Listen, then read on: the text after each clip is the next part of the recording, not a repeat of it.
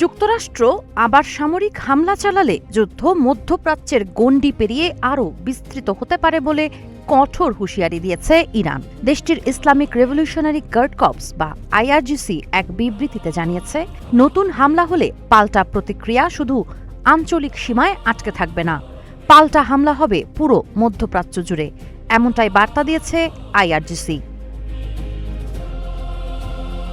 এই সতর্কবার্তা এসেছে এমন সময় যখন মার্কিন প্রেসিডেন্ট ডোনাল্ড ট্রাম্প জানিয়েছেন তিনি সম্প্রতি অপারেশন এপিক ফিউরি নামে নতুন সামরিক অভিযান চালানোর খুব কাছাকাছি পৌঁছে গিয়েছিলেন। তবে শেষ মুহূর্তে কূটনৈতিক আলোচনাকে সুযোগ দিতে তিনি সিদ্ধান্ত স্থগিত করেন, যদিও বর্তমানে সেই আলোচনা কার্যত অচল অবস্থায় রয়েছে। ইরান নতুন করে যুক্তরাষ্ট্রের কাছে একটি প্রস্তাবও পাঠিয়েছে।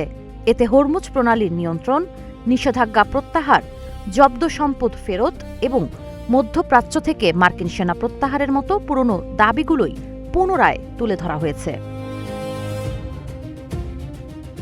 এদিকে হরমুজ প্রণালীতে উত্তেজনার মধ্যেও প্রায় ৪০ লাখ ব্যারেল তেল বহনকারী দুটি চীনা সুপার ট্যাঙ্কার নিরাপদে পার হয়েছে। পরে দক্ষিণ কোরিয়ার একটি তেলবাহী জাহাজও একই পথ অতিক্রম করে। এতে ধারণা করা হচ্ছে ঘনিষ্ঠ দেশগুলোর জন্য ইরান কিছুটা নিয়ন্ত্রণ শিথিল করছে। যুদ্ধবিরতি এখনও টিকে থাকলেও পরিস্থিতি অত্যন্ত নাজুক। একদিকে চলছে কূটনৈতিক আলোচনা, অন্যদিকে বাড়ছে নতুন সংঘাতের আশঙ্কা। এর প্রভাব পড়ছে আন্তর্জাতিক তেল বাজারেও। ব্রেন্ট ক্রুডের দাম ওঠানামা করছে এবং বিশ্বজুড়ে জ্বালানি নিরাপত্তা নিয়ে উদ্বেগ ক্রমশই বাড়ছে। সাবা খান, নাগরিক প্রতিদিন।